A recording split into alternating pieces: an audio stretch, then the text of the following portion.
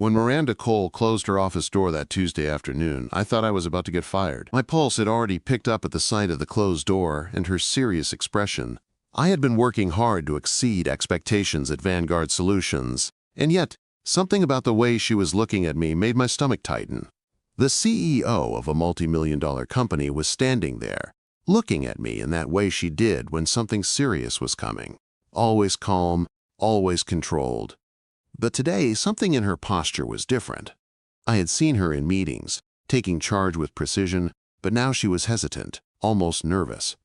My eyes darted to the portfolio under my arm, checking that everything was in order. The numbers were solid, the reports were flawless. This wasn't a career-threatening meeting, was it? "Sit down," she said, and her voice was quieter than usual, a tone I couldn't place. I did as she said, my fingers tightening on the armrest, as I sank into the plush chair across from her desk. She didn't look at me for a long moment, only at the tablet in her hands, flipping through something on the screen with a nervous energy that didn't belong in this space. Then, with a deep breath, she set it down and removed her glasses, placing them gently on the desk. Her eyes met mine, and there was an unreadable weight in them, a quiet intensity that had me on edge. "I'm going to tell you something," she began, her voice steady but her fingers twisting on the desk. "And I need you to let me finish before you respond." I nodded, my stomach tightening even more. Whatever was coming couldn't be good. "I'm pregnant," she said, her words clear and sharp, yet somehow they hit me like a physical blow. The room seemed to shrink, the words ringing in my ears as I processed them, one by one. I tried to find something to say, but all I could do was blink at her in disbelief. Her eyes didn't leave mine as she added, "The baby's yours." Quote, I could feel the ground beneath me shift, everything I had known in the last few months suddenly becoming irrelevant in the face of what she had just said. 3 months ago, one unplanned night in Denver. The hotel bar, the exhaustion, the way we had both been so candid in ways we never could be in the office. And then that kiss. That kiss, I had told myself, was just a moment, a mistake. Apparently, biology had other plans. My mind was racing as I tried to find the words, tried to wrap my head around the impossible situation Miranda had just thrown at me. How far along? My voice came out flat, detached, as if I were asking about a report rather than a life-changing revelation. 11 weeks, she said softly, her voice thick with emotion, her hands trembling slightly as they rested on the desk. "I found out 6 days ago. I wanted to be sure before I told you." My heart was hammering in my chest, but my thoughts were still all over the place. 11 weeks. Almost through the first trimester. That meant she was nearing the end of the high-risk period. This wasn't just a complication. This was real. This was our child.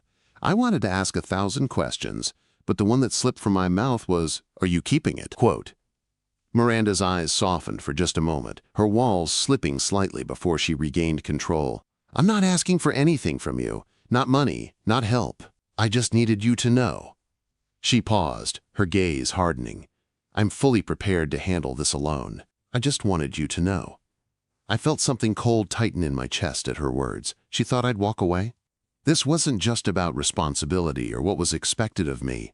It was about doing the right thing. "You think I'd walk away?" The words were out before I could stop them, and I saw the surprise flash across her face before she masked it again with her usual composure. "You're a single father with a 7-year-old daughter, Ethan," she said, her voice quiet. "I'm sure this is the last thing you need right now. I wouldn't blame you if you wanted to pretend this conversation never happened." Quote. I stood up abruptly, needing to move, to do something, anything, to get a hold of my thoughts. My eyes swept over the Chicago skyline, outside her floor-to-ceiling windows, but I wasn't seeing the city.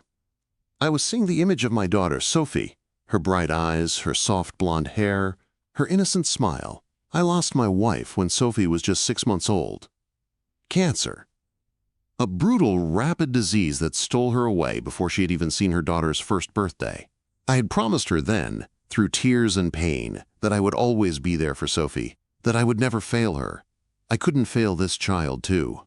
"I'm not walking away," I said, my voice low, steady. "Not this time. I don't care how complicated this is. or how it looks.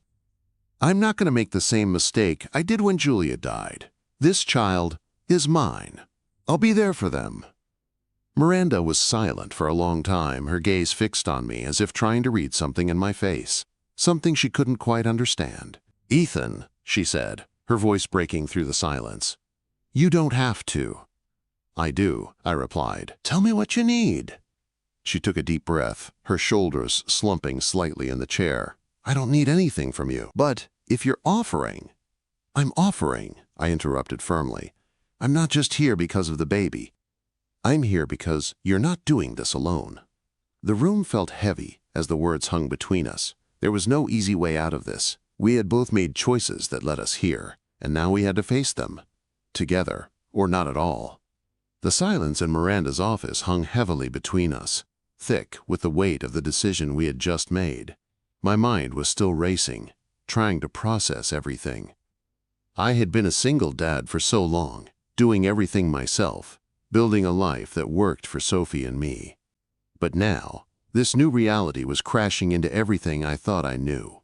Miranda was staring at her desk, hands still folded tightly in front of her, a knot of tension in her shoulders. It was clear she wasn't used to showing vulnerability, much less sharing something as personal as this. She was always so put together, so in control. But now she seemed like a different person altogether. "Do you have a plan?" I asked, my voice quieter than I intended, feeling the shift in the room. The room that had once been full of sleek glass and polished floors now felt like an alien landscape to me. Her lips pressed together, and she glanced up at me. "I wasn't planning on being pregnant, Ethan. I don't know how to plan for this. I'm still trying to figure out how to breathe." Her honesty caught me off guard. The Miranda I knew wouldn't have admitted that, not in a million years. But this wasn't the office. This was real life, and real life wasn't as neat and clean as corporate reports or profit margins. "You don't have to figure it out alone," I said, pushing my thoughts aside for the moment. This wasn't about me or the burden I was carrying. It was about us, both of us, figuring out how we were going to do this. "I'll help with whatever you need. We'll figure this out together." Miranda met my eyes again, and for a brief moment I thought I saw the faintest flicker of gratitude behind her usually impassive expression. "This isn't a partnership I was expecting," she said softly, her voice barely above a whisper. I nodded. "Me either, but we're in this now." She turned her gaze back to the window, her fingers lightly tapping the desk. "I need time to think, Ethan, about everything, about this baby, about what's next." I knew she wasn't just talking about the baby, she was talking about everything. Her career, her life, her own future. She had spent years building Vanguard solutions, pushing through every obstacle, leading with power and precision. And now, suddenly, she was facing something far beyond spreadsheets and projections. This was life, raw and unpredictable. "I understand," I said, taking a step back. I didn't want to crowd her, but I couldn't walk away from this either. "You take the time you need, Miranda, but just know that I'm here, whatever that means." She exhaled, her chest rising and falling in a long sigh. "You're right. This isn't just about me anymore." The weight of her words settled over me like a thick fog. She was right. This wasn't just about a company or a job or even a complicated pregnancy. It was about a future that neither of us could have predicted, one that involved us both showing up day after day and figuring out how to build something that resembled a family. "I'll be here when you're ready to talk," I said, feeling the shift in my own heart. "About everything. We don't have to have all the answers right now." She gave a small nod, but there was still a wariness in her expression. She had a wall up, and I could see the battle raging behind her eyes. I didn't blame her. She had built her whole life around control, around being the one who made the decisions, who took care of everything. And now, here I was, offering to share the burden of a baby neither of us had planned for. I'll keep you updated," she said quietly, almost to herself. "I need to see a doctor, make sure everything is okay, but I'll keep you posted." "I'm here," I said again. The words felt both too simple and too important. But it was all I could offer right now. I left her office with the weight of the conversation still heavy in my chest, my steps unsteady as I walked down the hallway. I had expected a lot of things today, maybe a tough conversation, a new assignment, or a reprimand. But I never thought I'd walk out of her office knowing that my life had just been turned upside down by one small sentence. When I got to my car, I sat for a long moment, staring at the steering wheel, my hands gripped around it like I could hold onto something solid in this swirling chaos. This wasn't the life I had planned. I had been content with my little world. Sophie, work, routine. And now, everything had changed. I needed to talk to Sophie. I had no idea how to explain this to her, to my 7-year-old. How to tell her that she was going to be a big sister, but that life was going to look different in ways I couldn't yet understand. The thought of her getting upset, of feeling like she wasn't enough, made my heart ache. But I had promised her mother, before she passed, that I would always be there for Sophie, and I wouldn't let this new chapter of this unexpected pregnancy change that. But that was a conversation for later. For now, I needed to focus on Miranda. She was going through this alone, at least in her mind. And I wasn't about to let her handle it that way. We would make this work. Somehow. The next few days felt like a blur. I'd barely had time to process the conversation with Miranda when life just kept moving.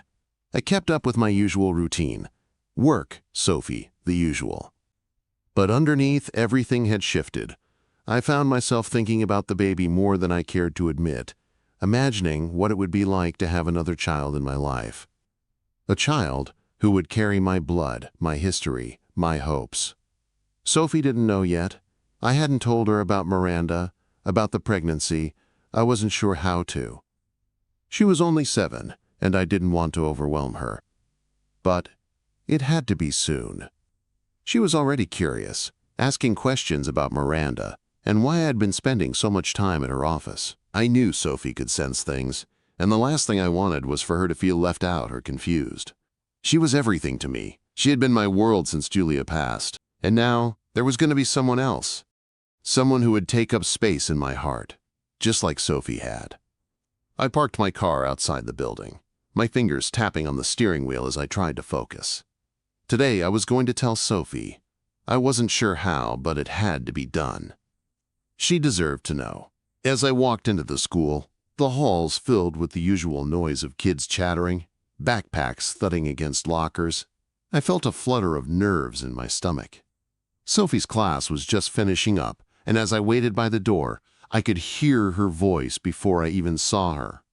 "Dad!" she shouted, waving excitedly as she ran towards me. "You're early! Guess what happened in class today?" I scooped her up, planting a kiss on her cheek as I listened to her excited chatter. "What happened, sweetheart?" "We're doing a science project on the solar system, and Mr. Peterson, let me explain the planets to the whole class, because I got all the problems right in the quiz." "Wow," I said, grinning at her enthusiasm. "That's amazing, Bug. You're going to be the next scientist to discover something huge, I'm sure of it." She beamed, her blonde ponytail bouncing as we walked to the car. "Maybe I'll teach about space and gravity when I grow up."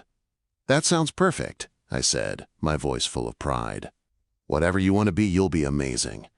But inside, my thoughts were miles away. I wasn't listening to the conversation as intently as I should have been. I was thinking about Miranda again. About the baby. About everything that was changing. When we got home, I asked Sophie to sit with me at the kitchen table.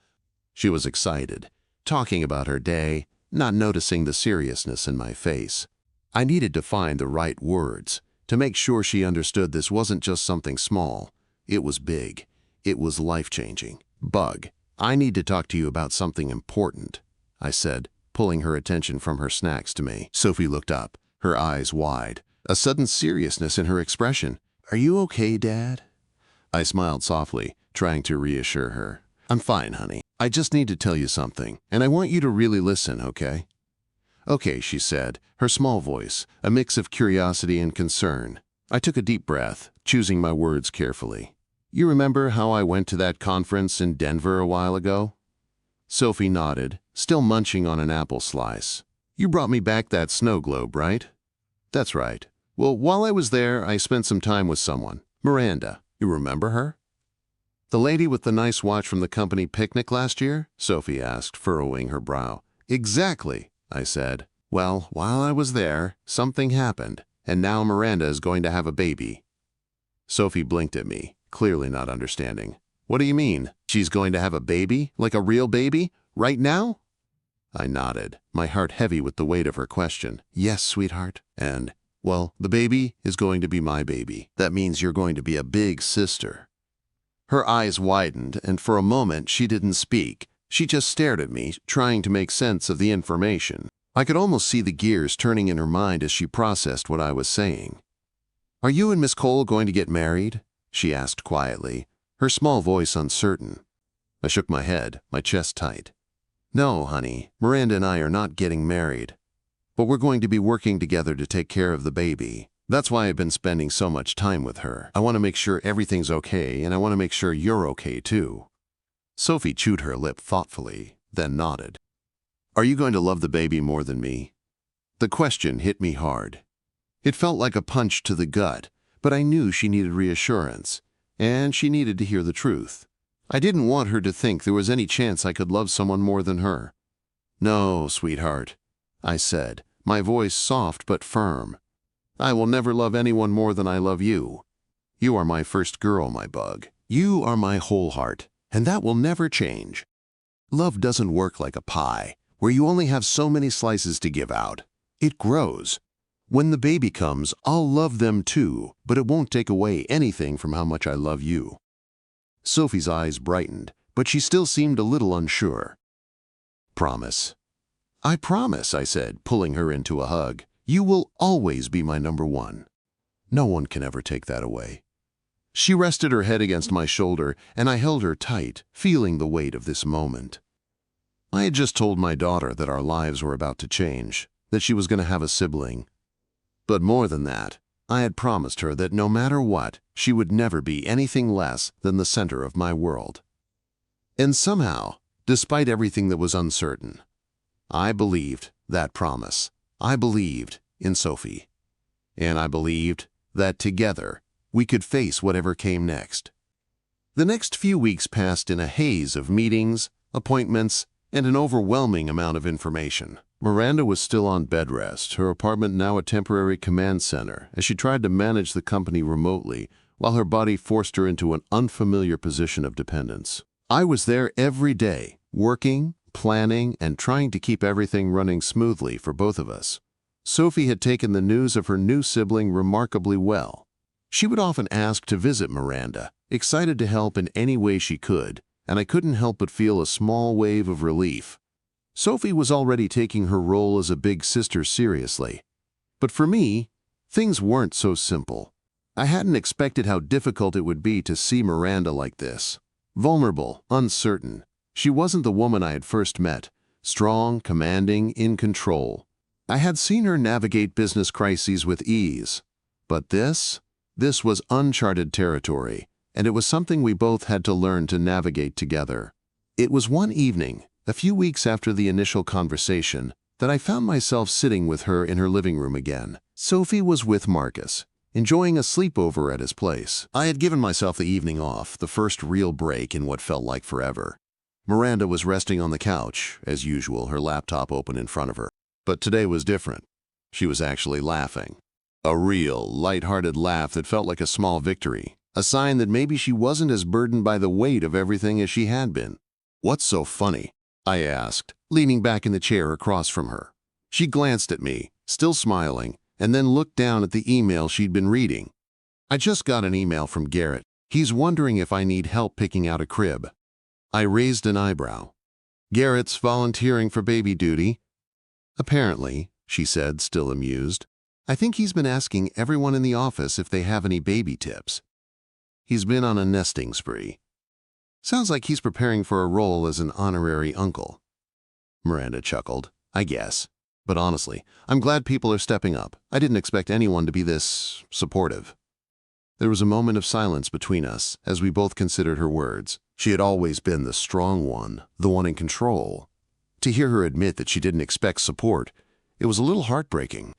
You're not in this alone, you know, I said softly. You've got more people who care than you realize.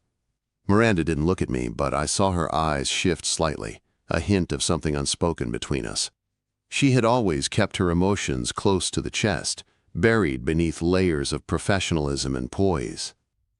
But here, in her apartment, with the soft light of the lamps casting long shadows on the walls, she seemed different, like she was slowly letting down her guard.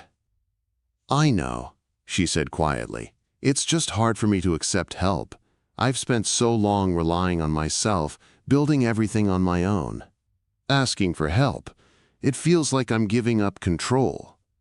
I nodded, understanding. "I get it. I used to feel the same way. When Julia was sick, I didn't know how to ask for help either.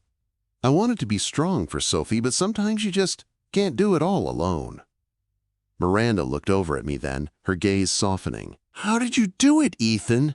After everything that happened with Julia?" I met her eyes, feeling a lump form in my throat. I hadn't talked about Julia in a long time, not like this, not with someone who wasn't family. But I knew Miranda needed to understand. I needed her to understand. "I did it because I didn't have a choice," I said, my voice low.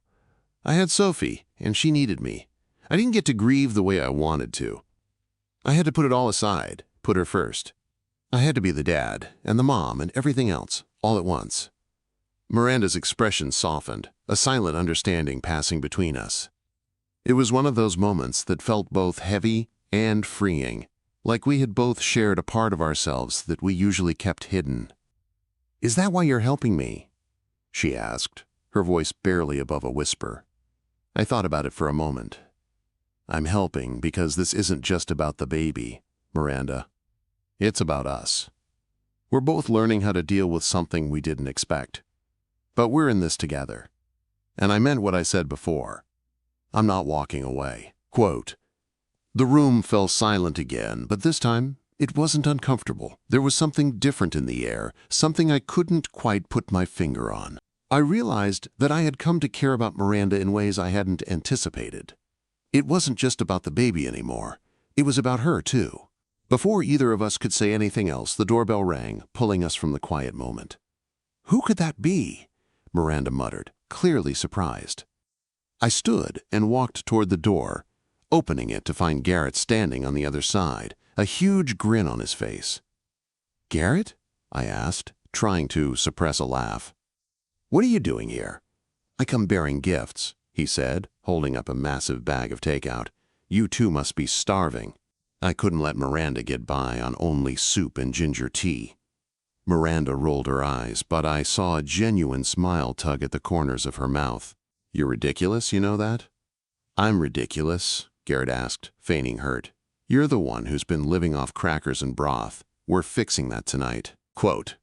As he stepped inside, the awkward tension from earlier seemed to melt away. There was something about Garrett's presence, his easygoing nature, that made it all feel normal, as if, despite everything, things could still be okay. The days began to settle into a rhythm I didn't expect. Every morning I woke up early to make breakfast for Sophie, packed her lunch, and made sure she was ready for school. By the time I dropped her off at Marcus's house, I was already thinking about Miranda, wondering how she was doing, what she needed, and if today would be the day we'd have that conversation about what was coming next. She was still on bed rest, though now it was more like a strategic kind of captivity. She had finally accepted the need to rest and let go of the reins, but every once in a while I'd catch her staring at the pile of emails in her inbox or the unfinished proposals in her desk drawer, her fingers twitching as though she could just will everything to fall into place. But we were both learning. I was learning that being there for her meant more than just helping with the baby. It meant understanding how hard it was for her to ask for help, to let go of control. And Miranda, she was learning that maybe, just maybe, she didn't have to do everything alone.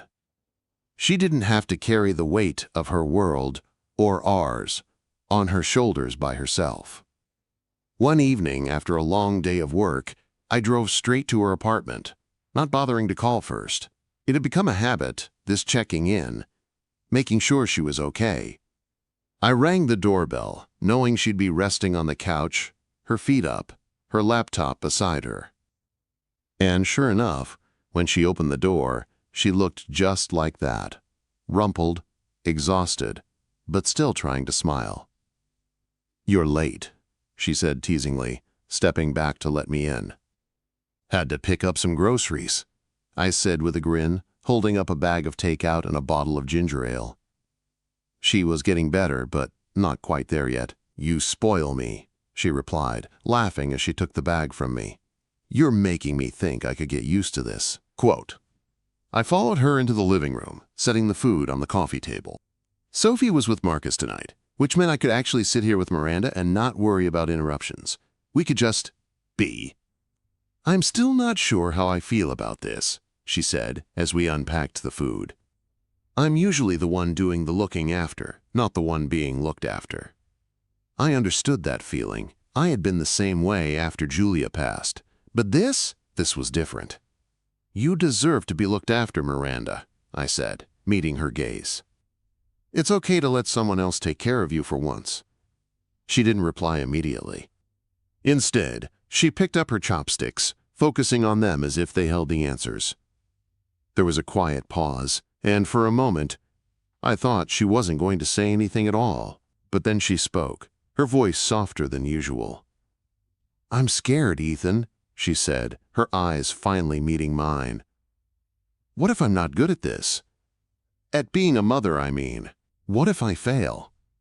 I could hear the vulnerability in her voice, something I hadn't expected to find. This wasn't the confident, driven CEO who walked into every room and took charge.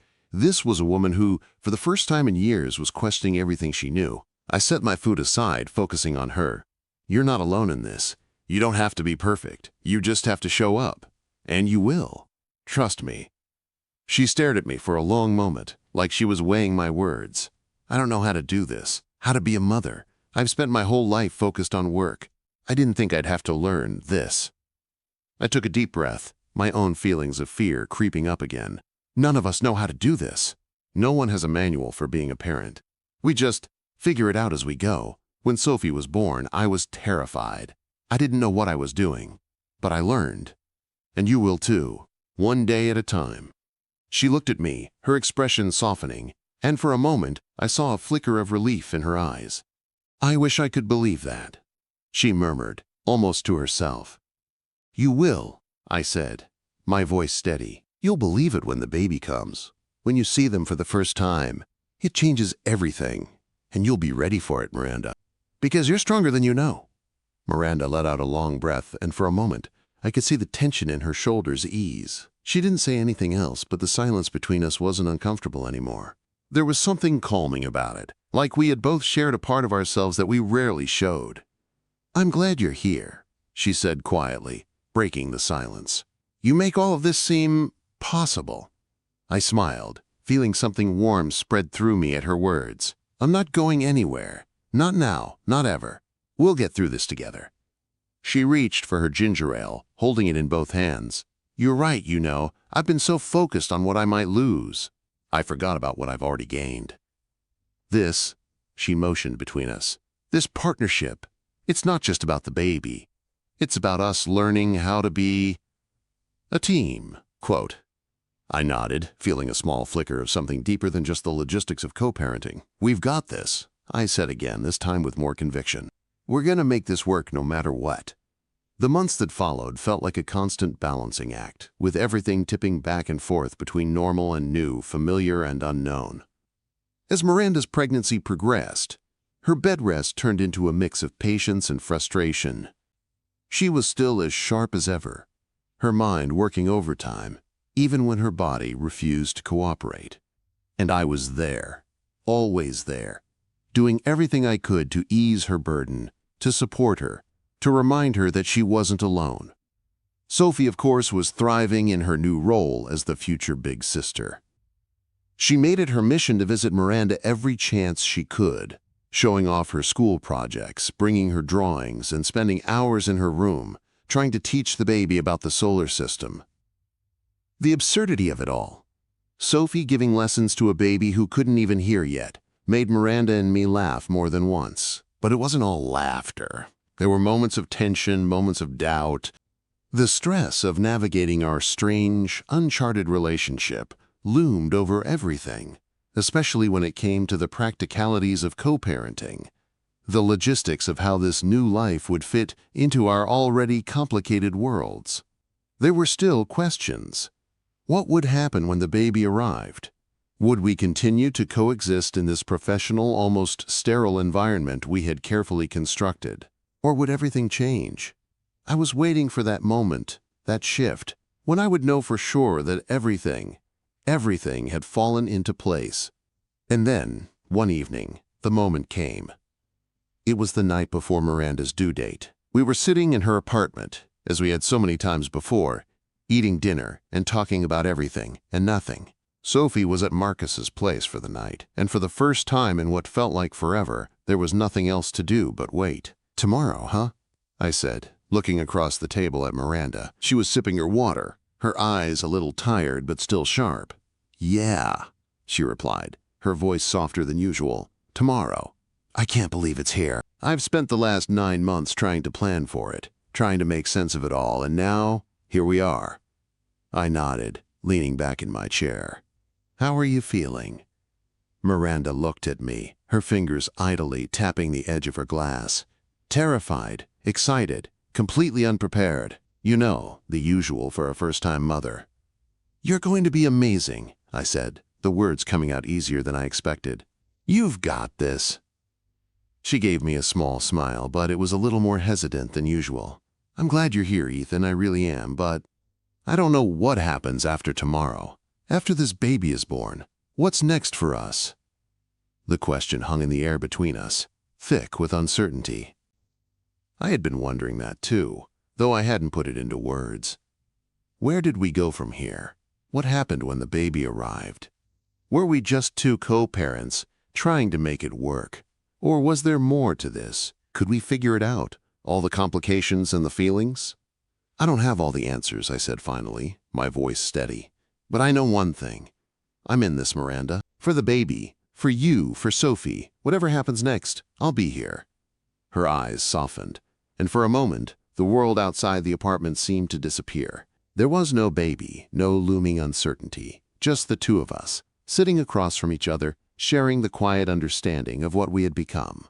"I don't know what's going to happen either," she said softly, "but I know that I can't do this alone, and I don't want to." I reached across the table, taking her hand in mine. "You don't have to." The weight of her words was heavier than anything I had expected. I had known from the beginning that this wasn't going to be easy. The pregnancy, the changes, the uncertainty. But what Miranda had just said was a turning point, a moment of vulnerability, of trust. She was ready to let someone else in, to let me in. For the first time since we had started this journey together, I felt like we were finally on the same page. We didn't have all the answers, but we had each other, and that was enough. The next morning, everything changed. The call came early. Miranda's water had broken, and the baby was on its way.